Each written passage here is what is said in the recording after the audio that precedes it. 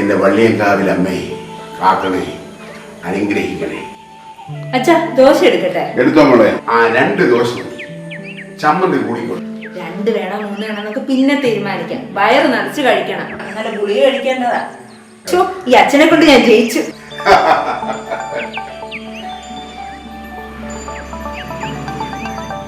മോളെ, ഈ ആഹാരത്തിന് മുമ്പ് കഴിക്കേണ്ട ഗുളിക വല്ലതും ഉണ്ടോ?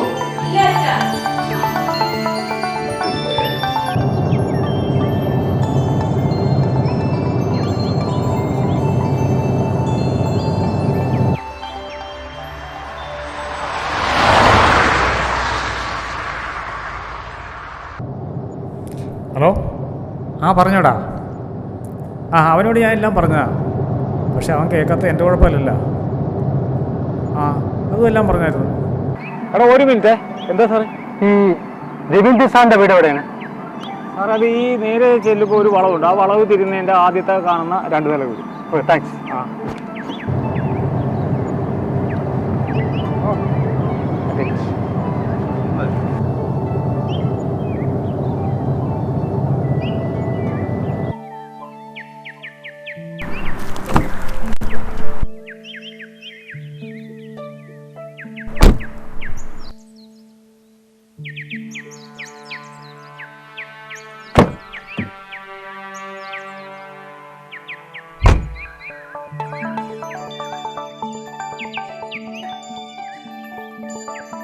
മോളെ, ആരോ വന്നെന്ന് തോന്നുന്നു.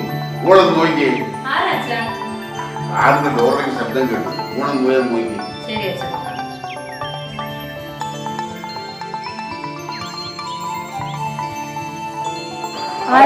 മനസ്സിലായില്ല. ഞാൻ അജയൻ.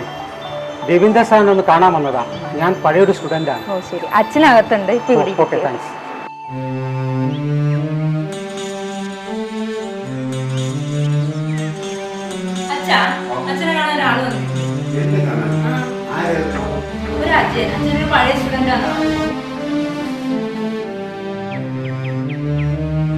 അജയൻ? അതാരാ? ഒരു പിടിയും കിട്ടുന്നില്ലല്ലോ. വരാൻ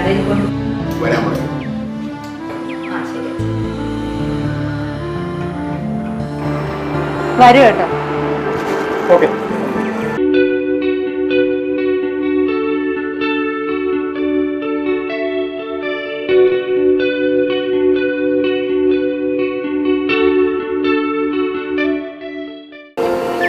നമസ്കാരം. ഇരിക്കൂ. Thank you sir. സത്യം പറഞ്ഞാൽ എനിക്ക് മോനെ അങ്ങോട്ട് ഓർമ്മ. വയസ്സായി. റിട്ടയർ ചെയ്തിട്ട് 10 കൊല്ലമായി. വന്നതിൽ സന്തോഷം. ഞാൻ സാറിൻ്റെ ഒരു പഴയ സ്റ്റുഡൻ്റാണ്.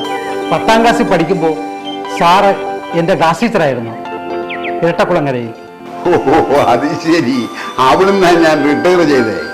സാർ എന്നെ ഒരുപാട് തല്ലിയിട്ടുണ്ട് നന്നാകാൻ വേണ്ടി.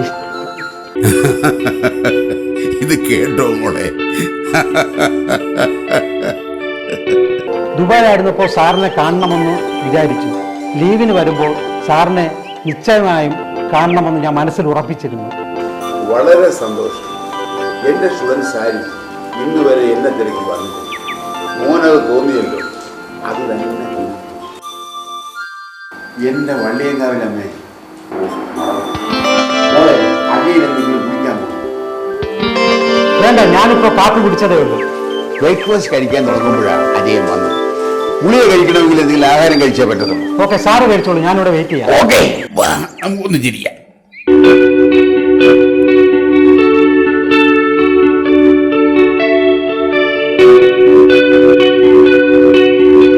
മോളെ, 2 ദോശ അജയനോ? അയ്യോ, ഒരു ചായ മാത്രം മതി. ഞാൻ ബ്രേക്ക്ഫാസ്റ്റ് കഴിച്ചിട്ടാ വന്നത്, അതുകൊണ്ടാണ്. പിന്നെ സോറി, ഞാൻ പരിചയപ്പെടുത്താൻ മറന്നു. എൻ്റെ ഒരേ ഒരു മോൾ ലക്ഷ്മി. ഹലോ. പോസ്റ്റ് ഗ്രാജുവേറ്റ് ആണ്. PSC ടെസ്റ്റുകൾ ഒരുപാട് എഴുതി. ഒന്നും ഇതുവരെ ശരിയായി.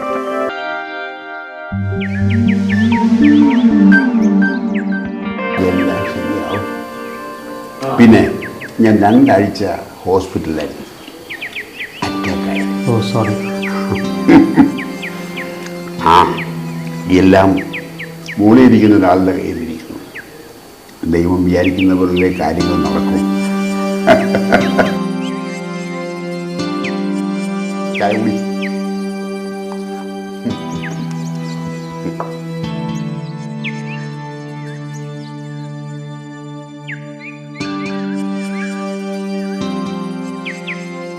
ഞാൻ ചോദിക്കാൻ മറന്നു, എന്താ അജയുടെ ജോലി? ഞാൻ ദുബായിലെ ഒരു കൺസ്ട്രക്ഷൻ കമ്പനിയിലെ സൂപ്പർവൈസറാണ്. Good, very good.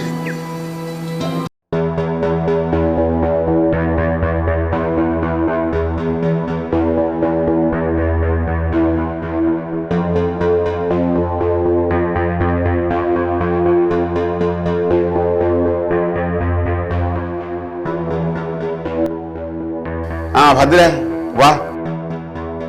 ഇത് എൻ്റെ സ്റ്റുഡൻ്റാണ് അജയൻ, വിദേശത്താ ജോലി. ഇത് ഭദ്രൻ, ഇവിടെ അടുത്തൊരു ഷോപ്പ് നടത്തുക. എൻ്റെ അനന്തരവന്.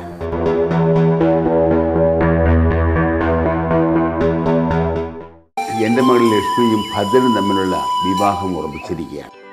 അത് ഉടനെ നടത്തണം. എനിക്കെന്തെങ്കിലും സംഭവിച്ചു പോയാൽ എൻ്റെ മോളൊറ്റയ്ക്കാവും. ഈ വീടും സ്ഥലവും ജപ്തിയുടെ വക്കിലാണ്. ഈ വീട് പണിയാൻ ഞാൻ ലോൺ എടുക്കണം.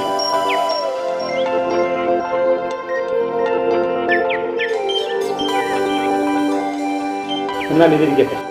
എന്താ ഇത്? നെക്സ്റ്റ് പറ്റുമോ? ഓഹോ, താങ്ക്സ്. മോളെ ലക്ഷ്മി, എന്താ അച്ഛാ? അജയൻ ഇറങ്ങുക. Okay sir.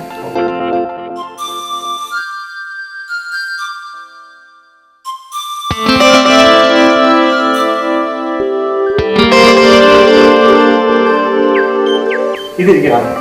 പൈസ ഒന്നും വേണ്ട. എന്തെങ്കിലും ആവശ്യം വന്നാൽ ഞാൻ മോനെ വിളിച്ചു. ഇതെന്റെ ദുബായിലെ നമ്പരും ഇവിടുത്തെ നമ്പരുമാണ്. എന്തെങ്കിലും ആവശ്യമുണ്ടെങ്കിൽ എന്നെ വിളിക്കണം. ശരി ശരി. ഒരു കാര്യം ചോദിക്കാൻ പറ്റുമോ? അജയൻ്റെ ഫാമിലി വീട്ടിൽ അമ്മയുണ്ട്. ഞാൻ കല്യാണം കഴിഞ്ഞിട്ടില്ല. അതെന്താ? അതൊക്കെ ഒരു ദിവസം പിന്നെ പറയാം. പോയിട്ട് വരട്ടെ. ശരി. ഓക്കെ.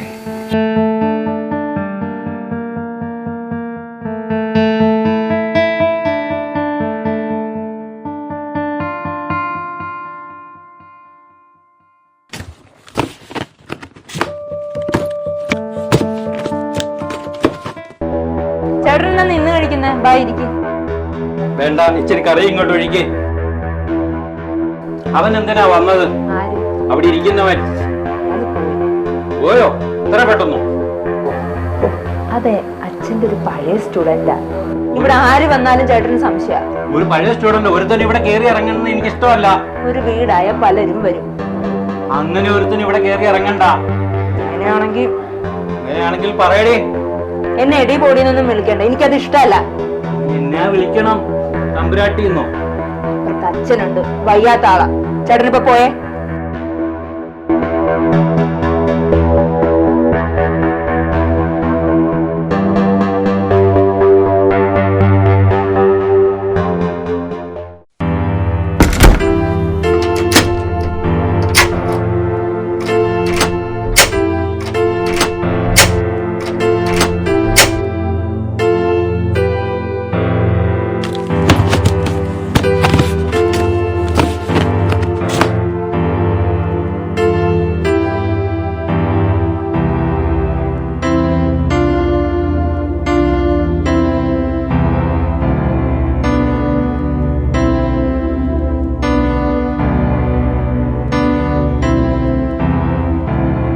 അച്ഛനും മോളും ഇനി ഒന്നും പ്രതീക്ഷിക്കണ്ട. മോനെ ഭദ്ര. എന്തു മോൻ? ഇനി അങ്ങനെ വിളിക്കരുത്. ഉള്ള കടവെല്ലാം പരത്തി വെച്ചിട്ട് ഇപ്പൊ ഇരുന്ന് മോങ്ങുന്നോ?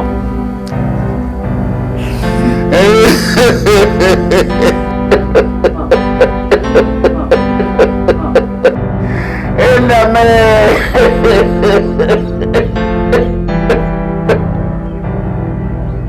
ദേവി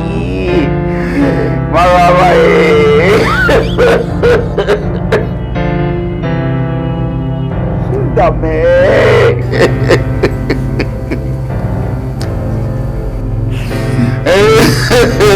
ഇന്നിവിടെ പതിപ്പിച്ചത് 3ാമത്തെ നോട്ടീസല്ലേ?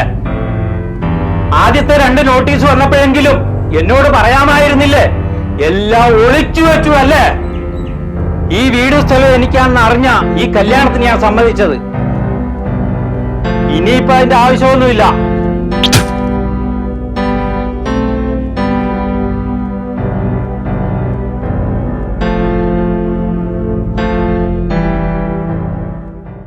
സാർ, എനിക്ക് ഒരവസരം കൂടെ തരും. ഞാൻ ഫസ്റ്റ് ഗഡു ഞാൻ അടച്ചോളാം ഉടനെ, പ്ലീസ്. നിങ്ങൾക്ക് ഞാൻ പല പ്രാവശ്യം മണി എന്നാണ്. ബാങ്കിന് അതിൻ്റെതായ നിയമ നടപടികളും കാര്യങ്ങളൊക്കെ ഉള്ളതാണ്. ഞാൻ നിസ്സഹായനാണ്. ഇനി വരുന്ന പോലെ അനുഭവിക്കും.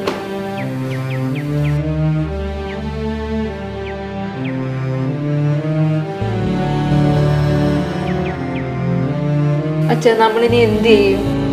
ഇവിടെ നിന്ന് ഇറങ്ങി കൊടുക്കേണ്ടി വരുമല്ലേ? നമ്മുടെ ഈ വീട് ബാങ്കുകാർ കൊണ്ടുപോകും. ഒന്നും അറിയില്ല മോളെ. എല്ലാം വലിയ ഗവൺമെന്റ് ഇഷ്ടം പോലെ നടക്കട്ടെ.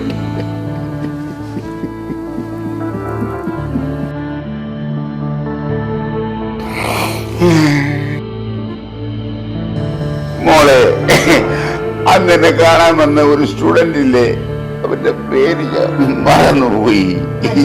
അജയ്. അവന്റെ നമ്പർ എനിക്കൊന്ന് ഡയൽ ചെയ്താ മോളെ. ശരി അച്ഛാ.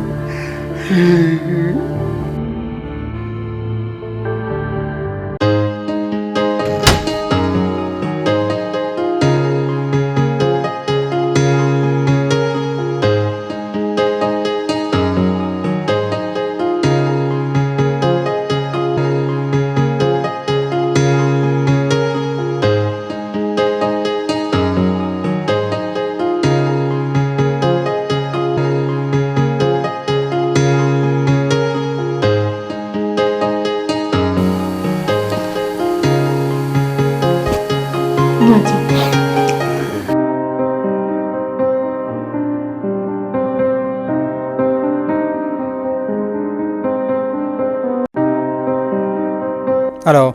ഹലോ, അജയ മോനെ. ബാങ്കിൽ നിന്ന് ആള് വന്നിരുന്നു.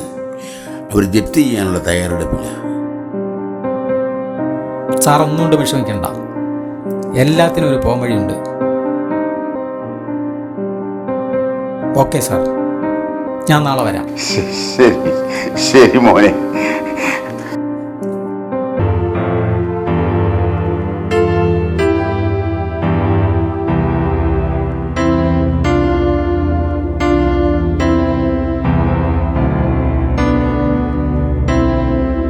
എങ്കിലും ഈ രവീന്ദ്ര സാറ് ഇങ്ങനൊരു പ്രശ്നമുണ്ടെന്ന് അയൽക്കാരെ എന്നോട് പോലും പറഞ്ഞില്ലല്ലോ.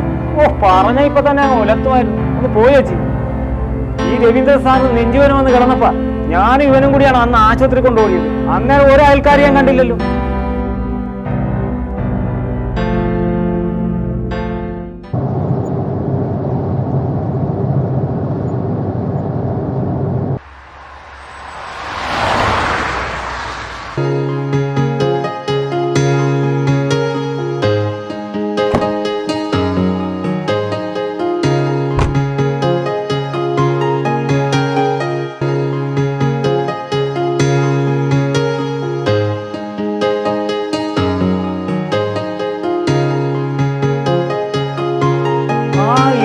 സാറിനെ അന്വേഷിച്ചു വന്ന സാറല്ലേ എന്നോടാണ് വീട് അന്വേഷിച്ചത്.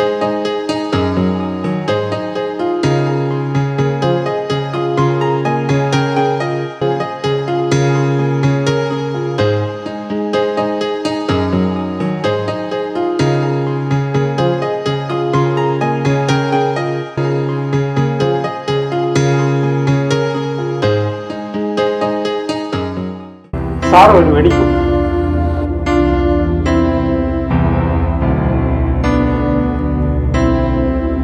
ഞാനാ പറയുന്ന കാര്യം. എണീക്കൂ, നമുക്ക് പോവാം. എങ്ങോട്ടാ മോനെ? അതൊക്കെ പിന്നെ പറയാം. ഇനി ഇവിടെ നിന്നിട്ട് ഒരു കാര്യമില്ല. ബാങ്കിന്റെ കാര്യങ്ങളെല്ലാം മുറ പോലെ നടക്കും. എല്ലാം നമുക്ക് ശരിയാക്കാവുന്നേ. സാർ എണീക്കും. ലക്ഷ്മി, അച്ഛനെ പിടിക്കും.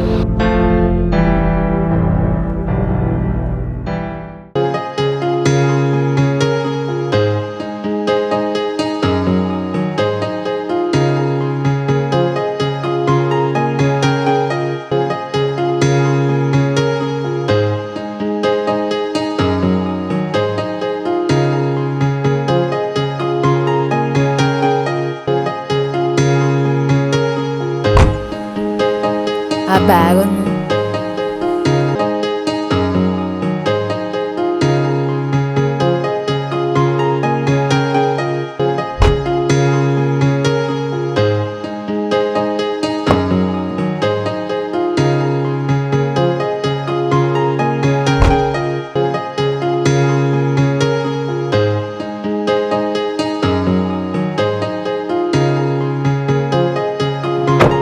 സാർ ബെൽറ്റ് ഇട്ടോളൂ.